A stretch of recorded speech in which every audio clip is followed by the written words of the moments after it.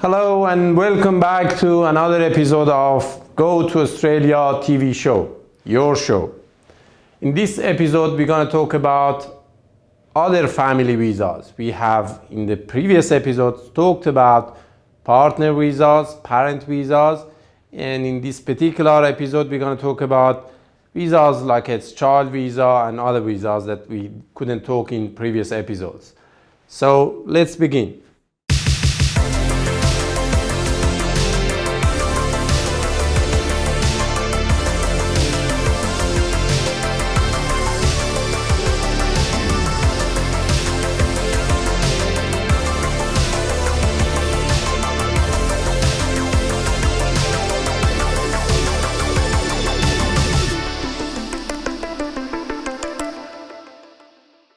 The first visa we're going to talk about today is child visa, which can be applied for in Australia or outside Australia, which we call it onshore or offshore.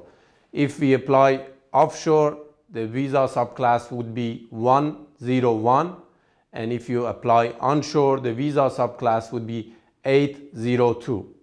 They're basically the same thing. The only difference is you've applied either in Australia or outside Australia.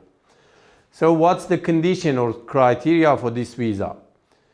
Obviously, you have to be a child of a parent who lives in Australia and who is a permanent resident of Australia, or an Australian citizen, or an eligible New Zealand citizen. That parent should sponsor you. Basically, you need a sponsor who is your parent. To get a child visa, you must have been of certain age. The maximum age for child visas at the moment is 25 years old. So if you're over 25, or if you are 25, you cannot apply for this visa.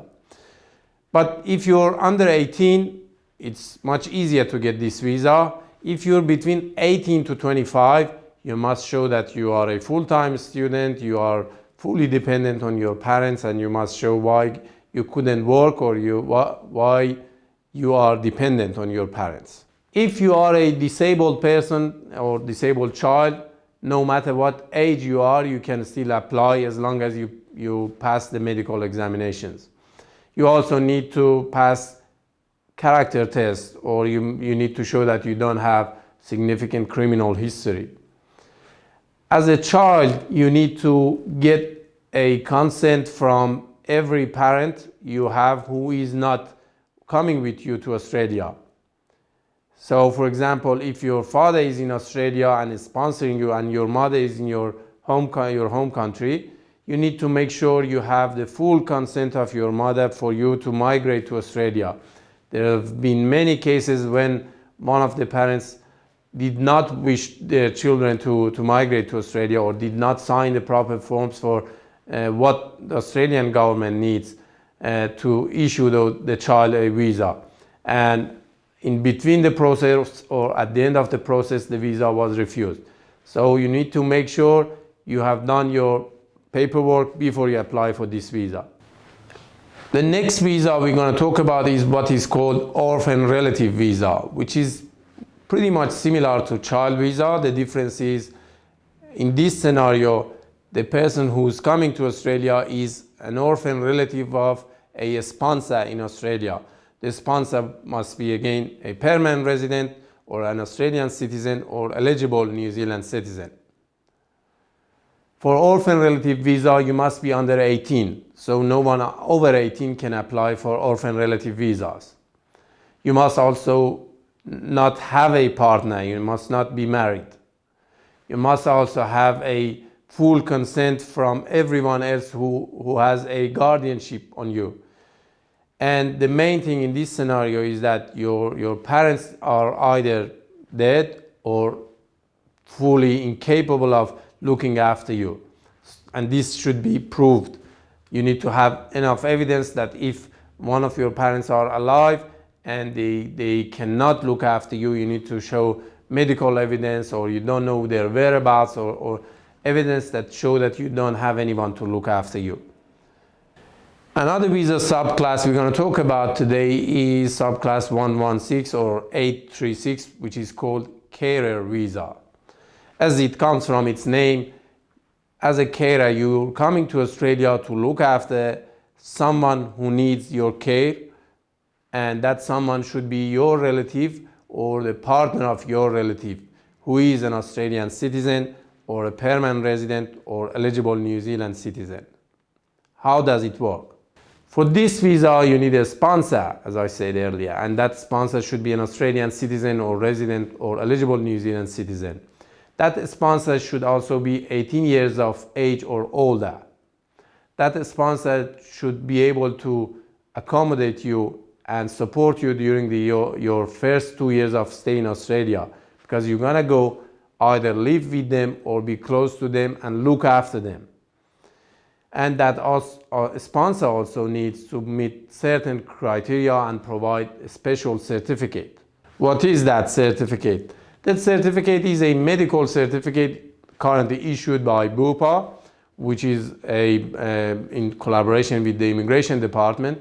And that certificate shows that you are incapable of looking after yourself.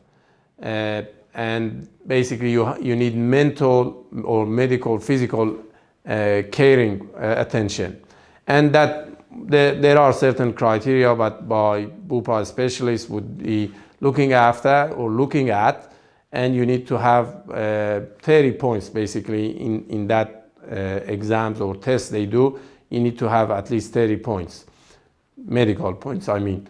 And if that certificate is granted to you, you still need to meet other criteria. And those criteria are that you need to show that there is no one else to look after you, or you need more people to look after you, and that if you have one person, they're not good enough.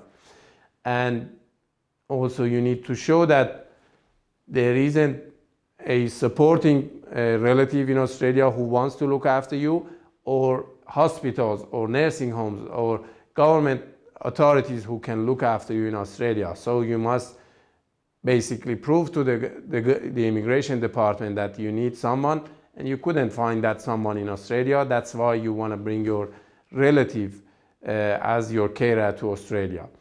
The carer visa is a permanent visa, and you can bring your family as an applicant for a carer visa. You can bring your family with you, but you need to make sure that at least for the first 2 years you are providing a full-time care, or at least based on what the doctors have decided, care to that resident who has sponsored you to come to Australia.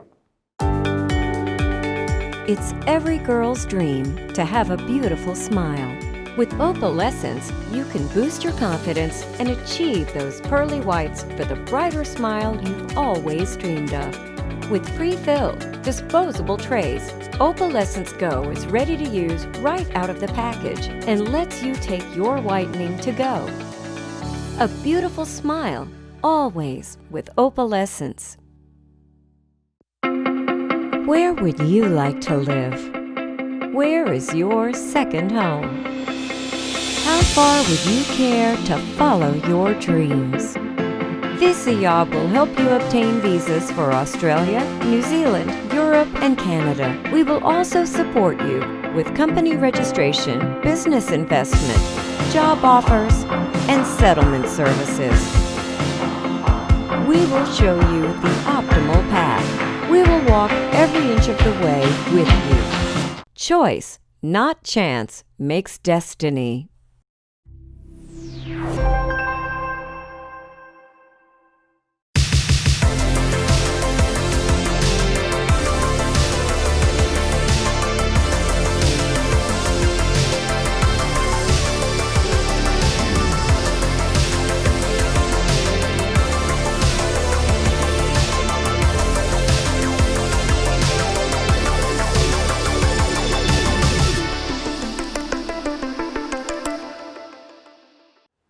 Another visa we're going to talk about today is a visa called Age-Dependent Visa, subclass 114.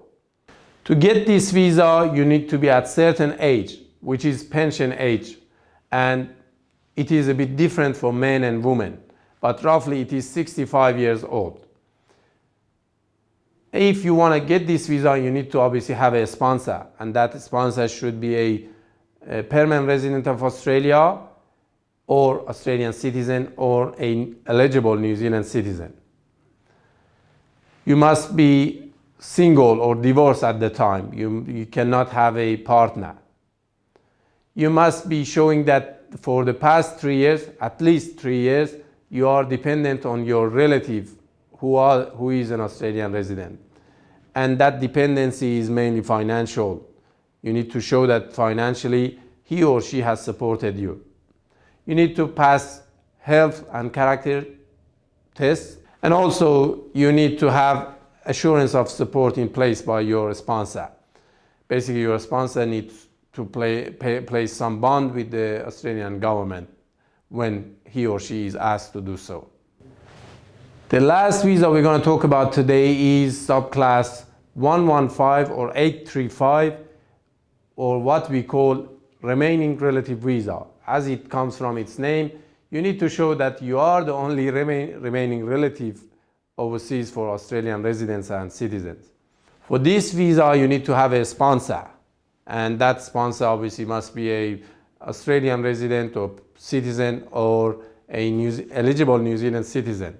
The sponsor must be willing to put assurance of support when and where needed. You need to pass health and character exams or tests. You also need to show that you don't have previous visa refusals or cancellations. A big negative thing about this visa is that the processing time. At the moment, the processing time could take up to 50 years. And unfortunately, many of us would not last that long. Although I must say that processing times would vary depending on the migration intake of that year, or the policy makers of that year, or the government of that year. So I don't want to discourage you to apply for this visa, but if you're applying for this visa, you be mindful that it could take a very, very long time. So in this episode, we talked about most other family visas. So far, we've talked about parent visas, child visas, partner visas, dependent age relative visas, orphan relative visas, remaining relative visas. There are still other visas that probably we cannot talk and we don't need to talk about today. But there are many other visa options that we have talked in our previous episodes or the following episodes. So please continue watching the program. Please provide us with your feedback on Facebook or Instagram, and subscribe to our YouTube channel. And keep watching the program. We'll see you next time. Bye for now.